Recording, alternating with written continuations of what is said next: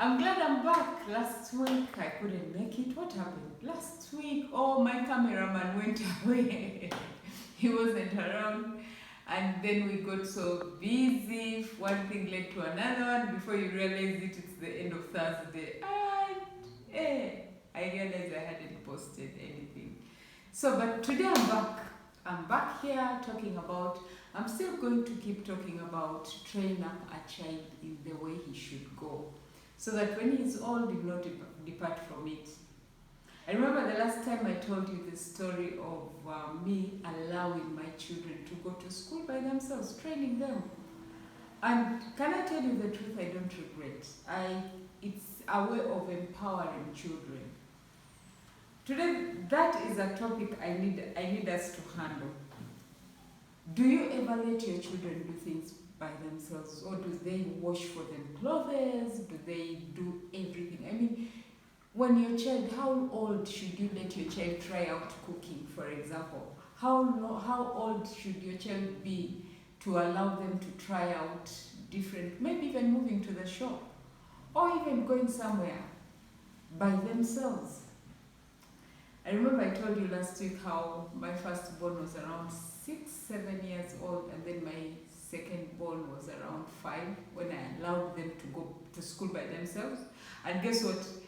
It became a normal thing for them to take themselves to school, to come back. This is in town, Kampala City. They would go by themselves and then come back home. After their 1 year training of that school, I got them away. To me, it was just a training period. Recently, I was talking to a friend of mine who told me they want to take their children to the boarding school just for training. So certain experiences will help your children to grow. Some of us are mother hens. You know mother hen, what we do? We don't want our children to get away from our sight. Oh, they went to the shop. Oh my God, it's like the sky is falling down. But you see, sometimes when you teach your children to be street smart, it helps them. It helps them in situations when things don't work out. So let me tell you one such day. Now, my 5-year-old and my 7-year-old, those days before they started going by themselves. So one time, their cousin goes to pick them.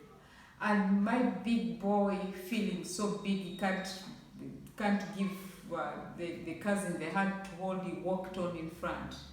So when he walked on in front, these people, when they came, when their cousin was holding the 5-year-old, when they went down to the park, to the old taxi park, you know how busy that time is and how busy the place is. My firstborn, Shango, disappeared. So when Shango disappeared, they kept looking.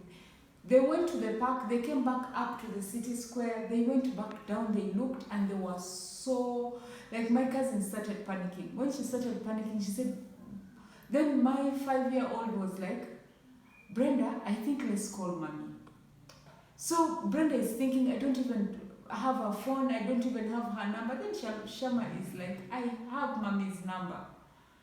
And so Brenda thought maybe they have a bag where something, then so they go to the lady who has a phone to make a call, and Shama recited the phone number from his head. And Brenda's like, you know that number in your head? And Shama is like, yes. And he recited, this is a 5-year-old I'm talking about. He recited my number. So they called me, and it happened I was actually in Kampala at that time. I was in the city, so they called me, said, Auntie, Shangwe has gotten lost. I don't know where to find him. So I said, okay, it's okay, let me come. So I go where they were. But somehow, because I know my child, I know how I've raised them up, I knew that Shangwe, if he's lost, he will look for a security person or a policeman. So I told them, now, I don't want to lose you two. You two stand here, let me go where. I just walked down. And indeed, when I came back, I saw Shango standing with a police officer. What was it asking him? He was asking him, I am lost, I can't see my brother and he wasn't even crying. I can't see my brother and I can't see my cousin. I am lost. So the police officer asked him where he stayed. he stays. The boy told him exactly where he stays, which taxis they were using, and where he comes out from. Parents, train up a child.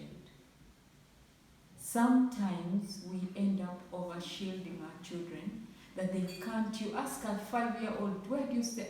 The other side, you go like this, you go like that, you go like that. That doesn't make sense. Tell them exactly where you stay. Tell them the street name, the street number. Let your children know your telephone numbers. There's a time I was asking my high scholars here to give me their parents' numbers, and they told me they don't know. The high scholars in my school, some of them didn't know their parents' numbers, and I'm just thinking, what? That is not right. Train up a child in the way you should go. Let them learn the most important information, because one day you don't know when it will save them.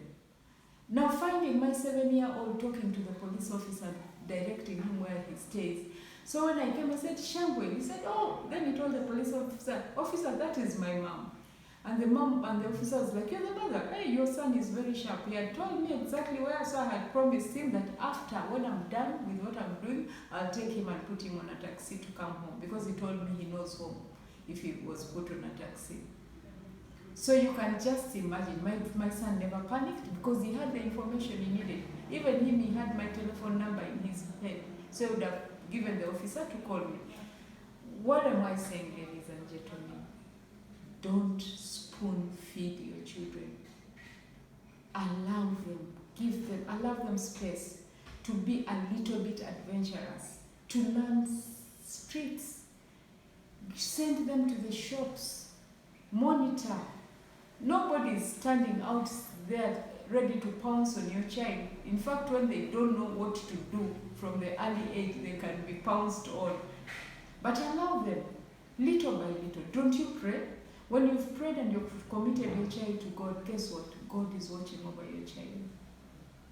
Even if you try to watch over your child, how you will not watch over them well enough like God does. Next time when we come back, I'll give you the story where I knew God watches over my children. So, thank you so much for tuning in. It was a pleasure hanging out with you. God bless you. See you next week.